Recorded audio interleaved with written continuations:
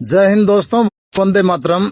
आज मैं लाइव आया हूं। देश के जो फौजी हैं, जो शहीद होते हैं, उनको भी जालिमों ने जातियों में बांट दिया है। वो मैं आपको बताने जा रहा हूं कि भाई 2 दिन पहले पिपाड़ के पास, अपने जोधपुर जिले की बात करता हूं, पिपाड़ के पास में रामनिवास जी जाखड़ जो शहीद हुए थे वायुसेना के, और आज जो शहीद हुए हैं राम प्रकाश जी प्रजापत, उनको लेकर मैं आपके बीच में लाइव आया हूं कि भाई शहीदों को भी इन हरामजादे नेताओं ने जातियों में बांट दिया है। भाई ऐसा क्यों कर रहे हो तुम लोग, वो समझ में नहीं आ रहा है। तो भाई मैं बता रहा हूं कि जैसे रामनिवास जी जाखड़ जो शहीद हुए थे बाड़ा कल्ला वाले, तो उनको लेकर सेवाई हनुमान बेनीवाल के किसी भी नेता ने पोस्ट नहीं की थी। वो किसान का बेटा है, उनकी आत्मा जलती है। और आज जैसे ही राम प्रकाश जी प्रजापत शहीद हुए हैं, तो उनको लेकर हमारे जोधपुर वाले इस गपुड़े ने भी पोस्ट की है। तो है, मैं तो कहता हूं धिक्कार है ऐसे लोगों पे जो साले तुम फौज को भी जाति में बांट रहे हो। जब कोई किसान का बेटा शहीद होता है तो उसको तुम शहीद नहीं मानते हो क्या? अरे उसने भी तो छाती में गोली खाई है, देश के लिए शहीद हुआ है, मातृभूमि के लिए। एयरफोर्स में था वो बंदा।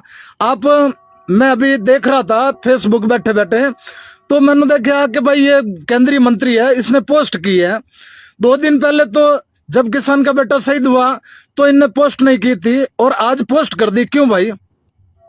तुम जो देश के जवान होते हैं उनको भी जातियों में बांट देते हो क्या? उनकी शहादत को लेकर तुम किस तरह से बंटवारा कर रहे हो यार, ये समझ में नहीं आ रहा है। तो मेरा तो सभी भाइयों से ये निवेदन है कि अब मैं आपको बताता हूं, नरेश जाट जब शहीद हुआ था तो नरेश जाट को लेकर हनुमान जी बेनीवाल यहां बॉडी लेकर बैठे थे उनको न्याय दिलाने के लिए। तब इस केंद्रीय मंत्री ने एक पोस्ट नहीं की थी।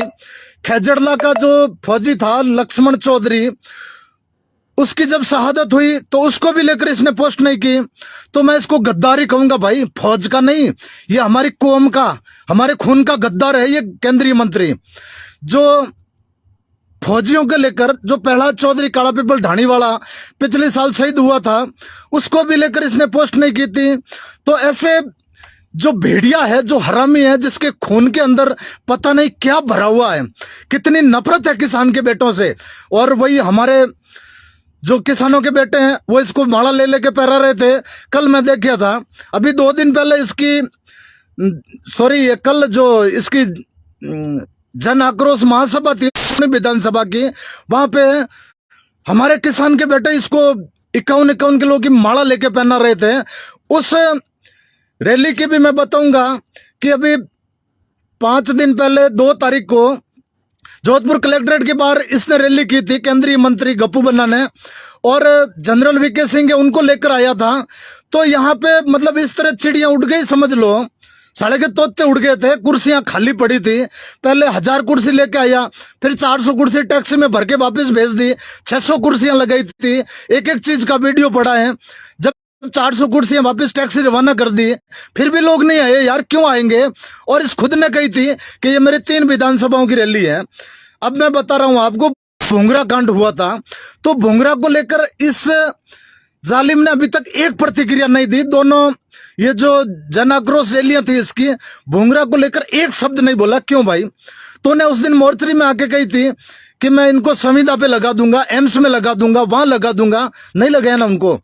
और कल की जो रैली थी उसके अंदर एक सबसे बड़ी बात तो यह है कि उसके अंदर जो कविता पटेल और रमेश पटेल का मर्डर हुआ था, उसको लेकर मैं बार बार कहूंगा, क्योंकि ये जालिम धरने में आया था उस दिन, और धरने में आकर इसने जो बातें कही थी कि मैं संविदा पे नौकरी दिलवा दूंगा, उनके परिजनों से मिला नहीं, नेतागिरी करने आया था। और कल जो लूणी विधानसभा का प्रतिनिधित्व कर रहा है जोगाराम पटेल, वो 4 साल से घर में सो रहा था। और कल जैसे ही जन आक्रोश रैली हुई तो जन आक्रोश रैली में मंच पे आया भगवा कोटी पहन के, हिंदुत्व का चोला पहना है। इन्होंने सोचा कि भगवा पहनते हैं। अरे भड़वा लोगों, भगवा तुम्हारा नहीं चलने वाला है, ये जनता समझ चुकी है तुम्हारा हिंदुत्व है कहां। तुम भगवा कपड़ा पहन के तुम सोचते हो लोगों को बेवकूफ बना दोगे। और सबसे बड़ी मजे की बात है, आप जोगाराम का वीडियो देखना, जैसे ये माइक पे खड़ा हुआ है, अपनी जो ये पहन रखी है ऊपर डगड़ी, उससे इसने पर्ची निकाली, पर्ची रखी और फिर पर्ची पढ़ने लगा। 4 साल से क्या हुआ तुम्हें पता नहीं है? जनता के दुख दर्द है ना, वो कलेजे में लिखे हुए होने चाहिए, और तुम पर्ची निकाल के पढ़ रहे हैं। वैसे कल की जो ये जन आक्रोश रैली थी ना, उसके अंदर आप देखोगे तो बड़े मजे की बात देखना। पहले तो कुर्सियां मंच के पास लगा दी, फिर लगा कि लोग कम आ रहे थे। वीडियो है ना, वीडियो आप देखो। पहले तो कुर्सियां मंच के पास लगा दी, फिर इनको लगे पीछे खाली पड़ा है, तो इन्होंने कुर्सियां पीछे उठा के लगा दी, तो आगे खाली रह गया। अरे जनता आती नहीं है, तुम लोग बस गाड़ियां जो लगाने हैं वो लगा के, क्योंकि जनता का तो एक ही नेता है, हनुमान बेनीवाल। ये कुर्सियों वाली पॉलिटिक्स कहां से लाए तुम? और पिछली बार कलेक्ट्रेट के बाहर मीटिंग की, और अब की बार तुमने खेतेश्वर वाटिका में मीटिंग कर दी। ये मैरिज गार्डनों में क्यों मीटिंगें कर रहे हो भाई? अगर जनता में वाकई आक्रोश है तो जनता सड़कों पे आ जाएगी, हजारों लोग आ जाएंगे, लाखों लोग आ जाएंगे। लेकिन जनता का आक्रोश तुम्हारे प्रति है। अगर तुम कहीं सड़क पे आके जन आक्रोश रैली करोगे ना, तो जनता तुम्हें जूते मारेगी। इसलिए अपने चहेतों को बुलाते हो कि वो लोग हमें कहें। भाई मैं कुछ ज्यादा ही बोल गया, लेकिन बात फौज की हो रही है। ये केंद्रीय मंत्री, इसके खून, मतलब किसानों के जो खून है ना, उससे बदबू आती है इसको। चाहे जाट का बेटा कहीं पे भी मरो ना, इसको नफरत सी क्यों होती है यार? ये समझ में नहीं आ रहा है। रामनिवास जाखड़ जो शहीद हुए थे, क्या उनकी शहादत बेकार थी?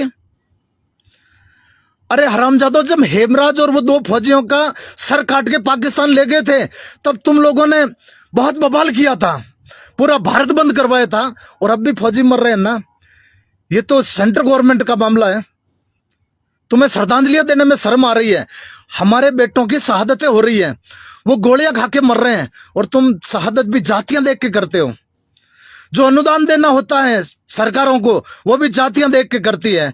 भूंगरा कांड के अंदर गप्पू बन्ना ने कह दिया, पहले 20 लाख देवी सिंह जी ने पिछवाड़े बैठ के बंबू फंसाया तो 51 लाख बोल दिया। और वही लोग जब माता के थाना क्षेत्र के अंदर मरे थे, तो उनको तुमने 1-1 लाख रुपया देके तीसरी कर दिया।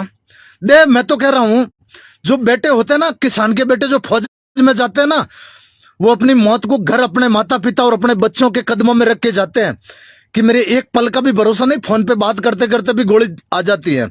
तुम्हारी तरह चोरी लूट खसोटी के पैसे लेकर नहीं आए हैं।